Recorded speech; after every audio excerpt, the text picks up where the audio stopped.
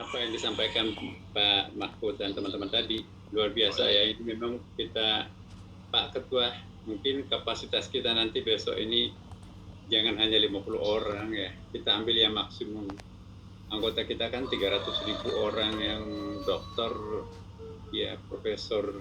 Jadi masa cuman 50 orang. Kasihan tuh. Ini juga banyak ke saya Pak ya, WA, SMS. Dari tadi mau gabung nggak bisa masuk itu. Dan mungkin nanti ke depan kita Pak kita rubah bagaimana ke depan ya, sharing ide-ide gagasan-gagasan kita. Ya walaupun selesai COVID ini nanti juga tetap kita harus menggunakan media seperti ini. Saya kira sangat efektif ya. Teman-teman bisa hadir semua tokoh-tokoh seperti ini, Masya Allah. Nah, saya ingin mulai dari yang pertama sedikit saya ingin berikan komentar ya, bahwa bahasa agama itu sangat penting dalam masa konflik, dalam masa krisis seperti ini. Itu luar biasa. Seandainya tidak ada bulan suci Ramadan, ini berandai-andai ini, seandainya nggak ada bulan suci Ramadan, yang di dalam bulan suci Ramadan itu mengajarkan orang sabar, mengendalikan diri, ya, nggak boleh banyak komentar, nggak boleh banyak bicara, ya itu saja sudah membendung arus yang sangat besar. Yang kedua, ada lagi satu hal yang sangat penting. Bulan suci Ramadan ini adalah bulan sedekah, infak, jariah, hibah, wasiat. Nah, kita nggak bisa menghitung berapa jumlah belanja umat Islam terhadap orang yang terdampak. Zakat fitrah, zakat mal, kemudian juga sedekah, infak, dan jariah. Ini kontribusi umat Islam terhadap problem bangsa dalam bulan suci Ramadan ini dahsyat. Basna saja yang berapa triliun per bulan, per tahun itu. Nah ini hampir semuanya dialokasikan, dikonsentrasikan untuk menyelesaikan dampak corona ini. Jadi belanja agama kita itu, Masya Allah luar biasa. Tadinya nggak ada gairah-gairah untuk sedekah hanya zakat aja. Karena kan alangkah pelitnya seorang muslim itu kalau pengeluarannya hanya zakat ya kan, cuma 2,5%. 2,5% itu apa artinya dengan bunga deposito atau bunga asuransi.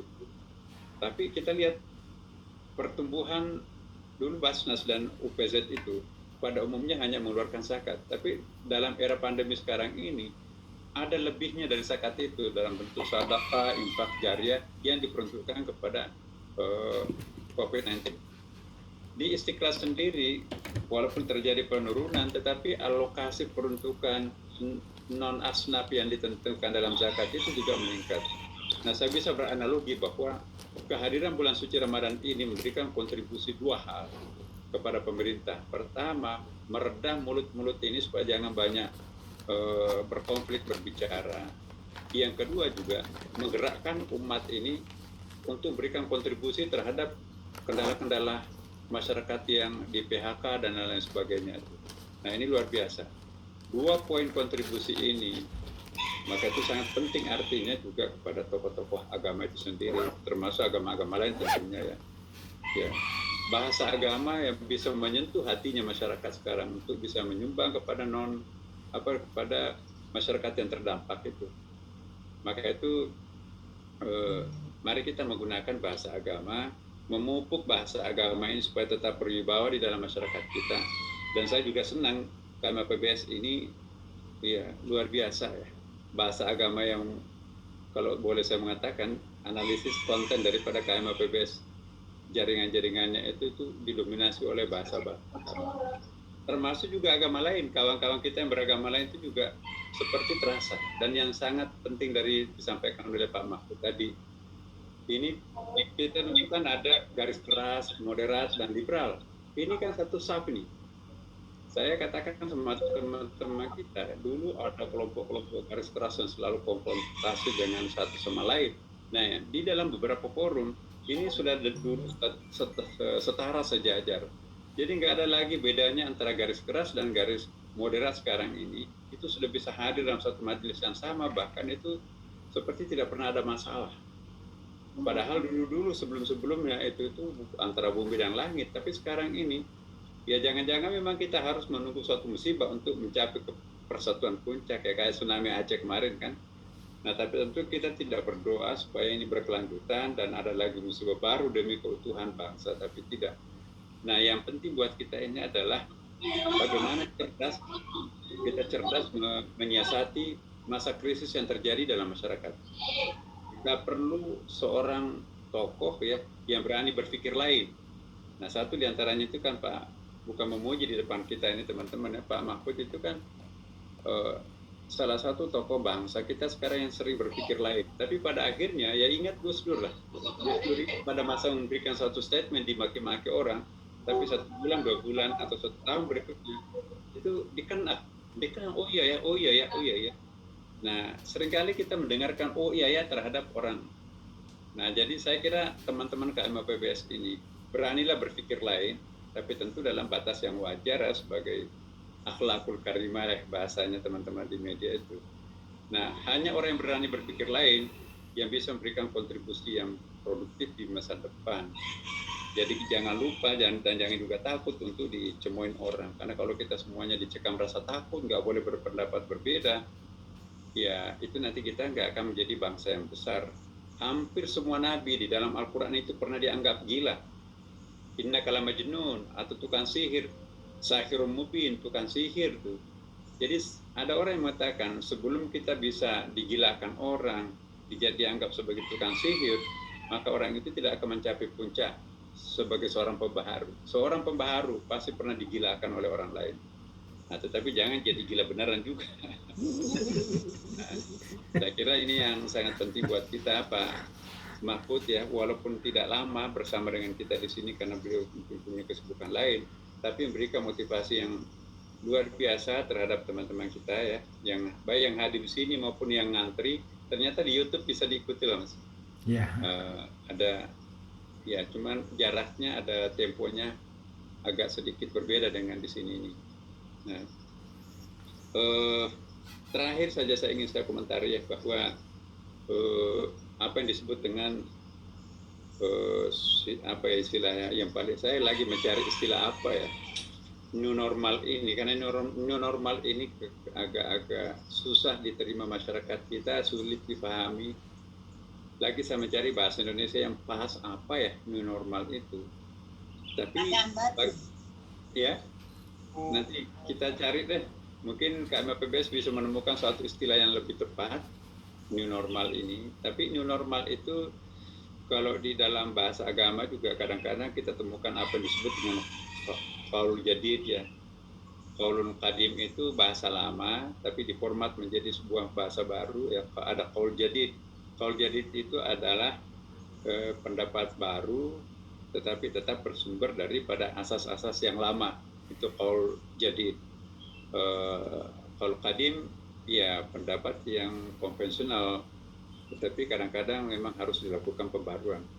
Nah, untuk bahasa Indonesia kita juga harus hati-hati memilih sebuah istilah ini, karena tidak mustahil istilah itu juga nanti dimanfaatkan secara politis juga, dipakai pembenaran oleh kelompok-kelompok yang kita nggak bisa memprediksi seperti apa itu.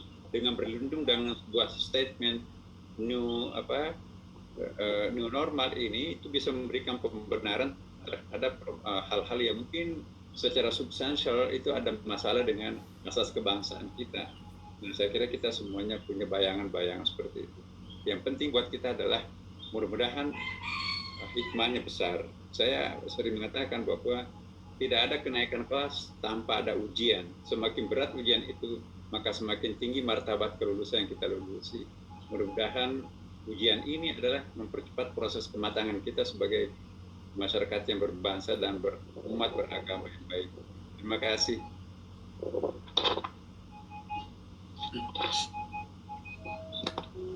Monggo dilanjutkan Prof. Mahfud. Ya, terima kasih. Sedikit saja Bu Rene. Jadi memang itu dulu yang diperdebatkan orang. Kenapa sih pemerintah itu baru menemukan itu pada bulan Maret tanggal 2, padahal peristiwanya itu sudah terjadi Januari. Nah ini begini Bu, sebenarnya Januari kita sudah sikap, tapi sampai tanggal 2 Maret itu belum ditemukan memang. Baru orang menduga-duga itu, sebenarnya sudah ada itu sebelum 2 Maret. Iya, sesudah ditemukan baru orang menduga itu. Sebelum itu kan tidak ada yang menemukan, yang menunjukkan itu. Tapi begini, pemerintah itu sejak Januari sudah ngambil tindakan. Ditemukannya virus corona itu adalah akhir Desember di Wuhan. Dan tanggal 23 Januari ini, 23 Januari, pemerintah Cina mengumumkan lockdown di Wuhan.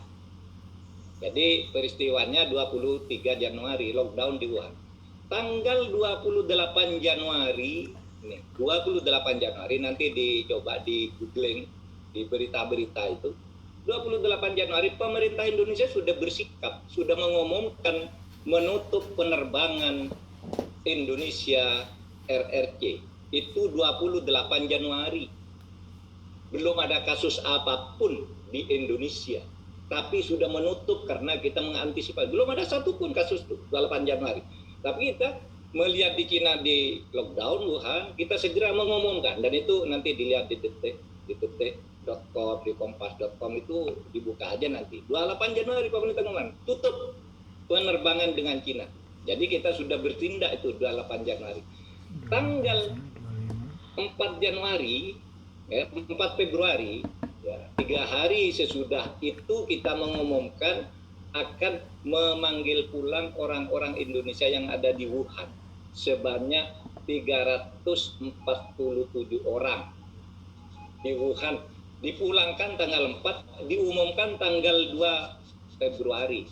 Kita akan jemput, meskipun kita sudah menutup penerbangan dengan Cina, tapi minta izin khusus ke Cina menjemput warga negara kita di Wuhan.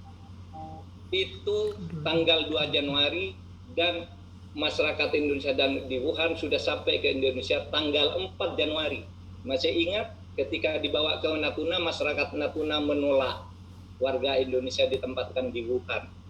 Karena apa katanya itu penyakit menular. Di demo di Natuna, wakil bupatinya demo, ketua DPR-nya demo menolak warga Indonesia dibawa ke Natuna. Tapi kita atasi. Itu awal Januari. Kita sudah mengkarantina orang di Natuna. Nanti ibu dibuka di Google 4 Februari. Jadi kita tidak diam sebelum itu. Nah, tanggal 6 Januari pemerintah mengumumkan akan membuat rumah sakit di sebuah pulau kosong karena ada kasus. Nah, itu juga nanti di googling aja, ada beritanya. Itu awal Februari. Yang kemudian rumah sakit itu sekarang menjadi Rumah Sakit Pulau Galang. Itu keputusan tanggal 6 Februari. Sebulan sebelum kasus resmi masuk ke Indonesia. Kemudian kita udah rapat kabinet itu sejak awal dan sudah mengantisipasi. Jadi tidak terlambat juga. Orang yang bilang terlambat itu kan kalau sesudah masuk, oh itu dulu masuknya Januari ini. Tapi tidak pernah nunjukkan ketika Januari itu. Gitu. Tidak pernah memberi saran apa juga kepada pemerintah. Kan baru sesudah ribut, baru sarannya muncul, seharusnya dulu begini, seharusnya dulu. Kita dulu sudah gitu. Sudah melakukan seharusnya itu. Itu nanti di googling aja, ada semua beritanya, itu bisa dipertanggungjawabkan. Gitu. Nah, itulah yang kemudian